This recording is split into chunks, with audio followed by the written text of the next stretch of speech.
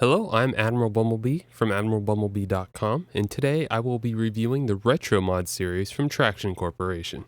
The first thing that you will notice is that all three products, Retromod 106, Retromod Fat, and Retromod Lead, all have very similar GUIs. Each product has a preset browser, a main macro page, and an effects page.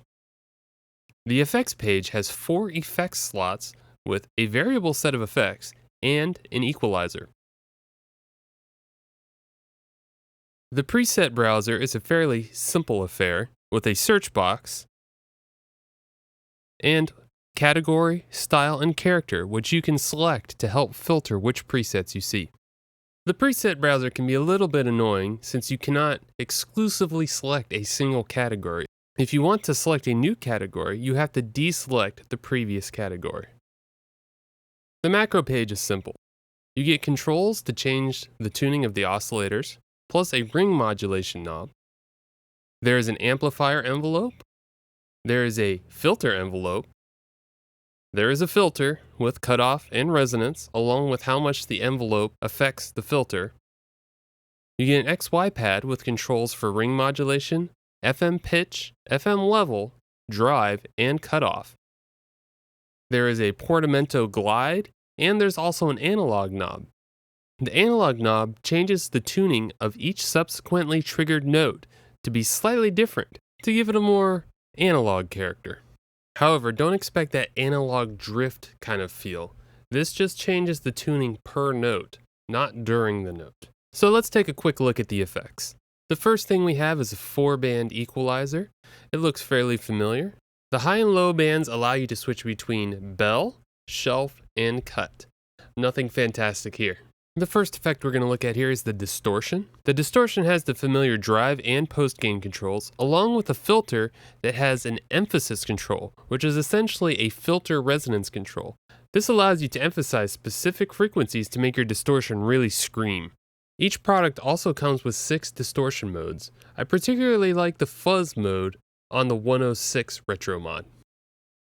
There is a 2 to 6 stage stereo chorus with most of the things that you would expect from a stereo chorus, along with random modulation. The phaser has up to 12 stages and a syncable modulation that can make for some really funky sounds. There's a compressor with a transfer curve graph and most of the controls that you would expect.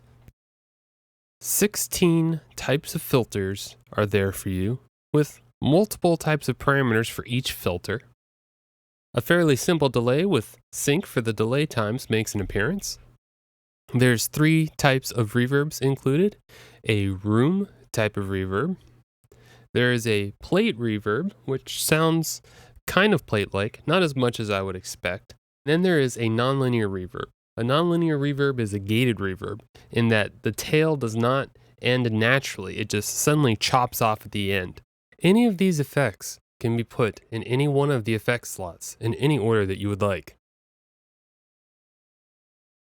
Alright, let's take a minute and hear how it sounds. I have a lead line, a bass line, and a pad/piano/keys line, and I will play all 3 while browsing through the presets of all 3 Retromod synthesizers.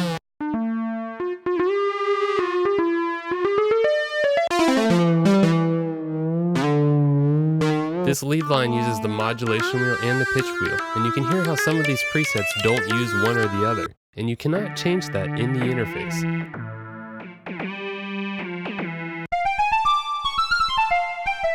Ironically, I'm not much of a fan of the lead sounds in Retromod Lead, however it does fare much better on bass.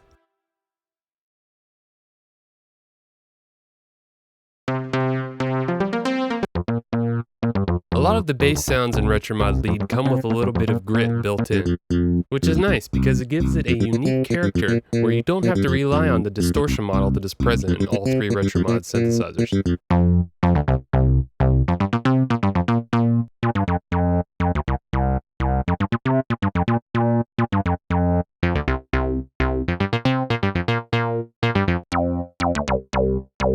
If you are familiar with the Clavier Nord series, then you probably are going to expect it to excel on the keys and pads. And you'd be right. Retromod Lead does a fantastic job on the piano/keys/pads part. That clicking that you hear happens whenever you change a preset, and it is quite annoying. You may notice that some of the keys/piano sounds feel a little bit short on the decay and release, and unfortunately you can't do much about that. Changing the decay and release amplifier envelopes doesn't actually add anything to the sound since these are pre-sampled to begin with. There is quite a variety of keys sounds that come with Retromod lead, and I find that most of them are actually quite usable. But due to the rompler nature of the product, if it doesn't fit exactly what you want, you're not going to be able to change too much to make it what you want. The Retromod 106 doesn't come with very many lead sounds. However, the synth category in the presets offers a number of sounds that work on leads.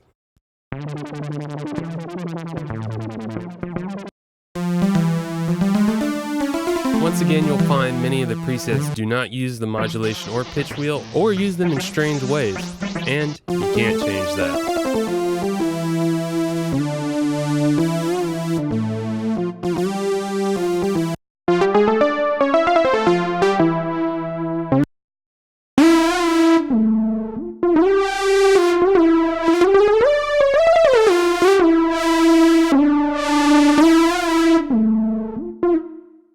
I'm a big fan of the 106's bass sounds, so I'm not going to talk much during this.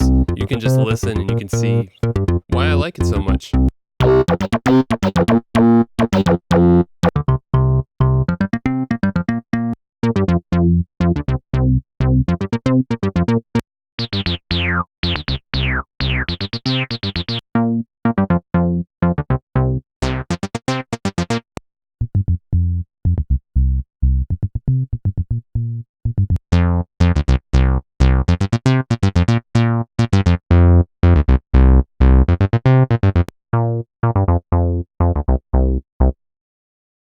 The Retromod 106 falls short on key sounds, but the pad sounds, those are fantastic.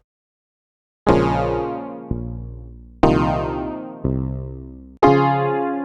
I must admit my secret love for the Alpha Juno piano sounds.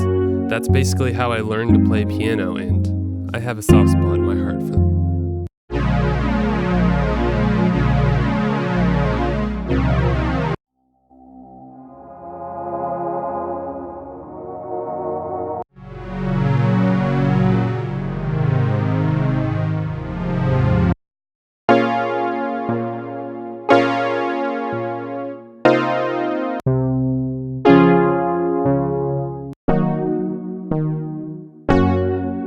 I am disappointed by the relatively small number of pad sounds for the Juno 60, because it is a pad machine.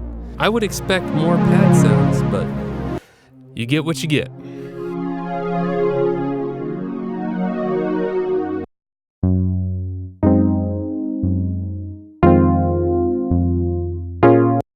The 106 pad presets are equally few, and that's even a bigger disappointment. The 106 has amazing pad sounds. In fact, that's kind of what I know it for, despite the fact that it's probably not what most people know it for.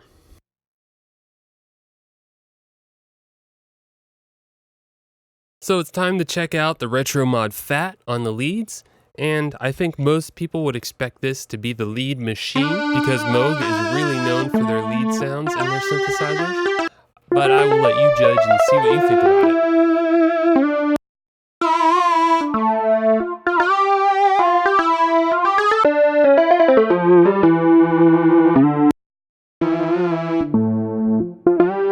I'll just throw in a couple Minotaur bass patches to see how those sound on the leads.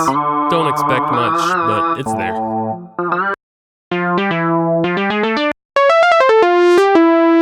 Even though this is called Retromod Fat, I expected more lead sounds out of the Sub 37 because it does fantastic lead sounds.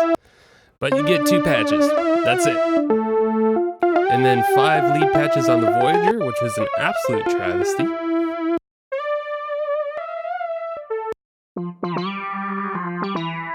You might be able to tell that I'm really trying to milk Retromod Fat to find some good lead sounds, but I don't feel like I found many. And now to the bass part, which you might expect the synth called Fat to be really fantastic in, and personally I thought it was pretty not that great. But you get to hear it for yourself. Some people might think it's unfair that I'm just using presets to demonstrate this, but this is a rompler, so what you get in the presets is basically what you get. All you get to do really is add effects and shorten the decay on the sounds. That's about it. Besides detuning and retuning things slightly, everything else is basically what you get in the presets. So if the presets aren't good in a rompler, or if the presets are good, as some of these are, then you have a great product, or a bad product. I do want to point out how weak sounding the Voyager bass sounds are. There's a lot of Voyager bass sounds, and all of them sound weak and anemic, like they need to drink some more milk and eat some more meat. The Voyager does great bass sounds. Why are you doing this to me, Retromod Fat? But right as I say that, a little fatty with the keys and the electric piano sounds great. It's a really nice electric piano sound. So maybe this is Retromod great piano sounds? I don't know. It doesn't come with many though. And it doesn't come with many pad sounds either, even though all of the pad sounds and nearly all of the key sounds are fantastic. This just feels like it's misnamed, much like the Retromod lead feels like it's misnamed.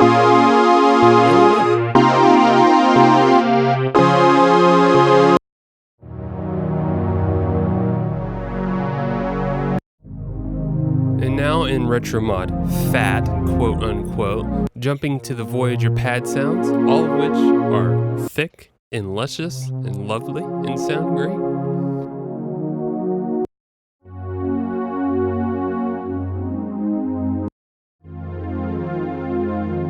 So let's try out these voices sounds. Oh my gosh, no. Alright, maybe this one? Maybe this one? At least it sounds better, but it doesn't sound like a voice. Alright, now it's time to talk about the things that I dislike and the things that I like in the Retromod series.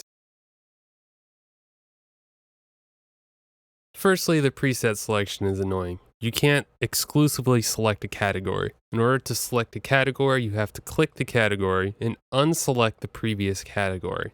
That makes it difficult to browse through leads or basses only or anything similar.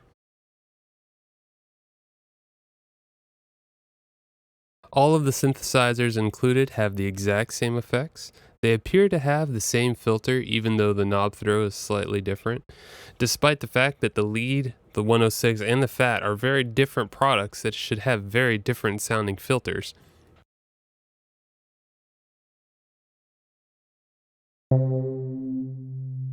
The decay and release sounds don't actually increase the decay or release.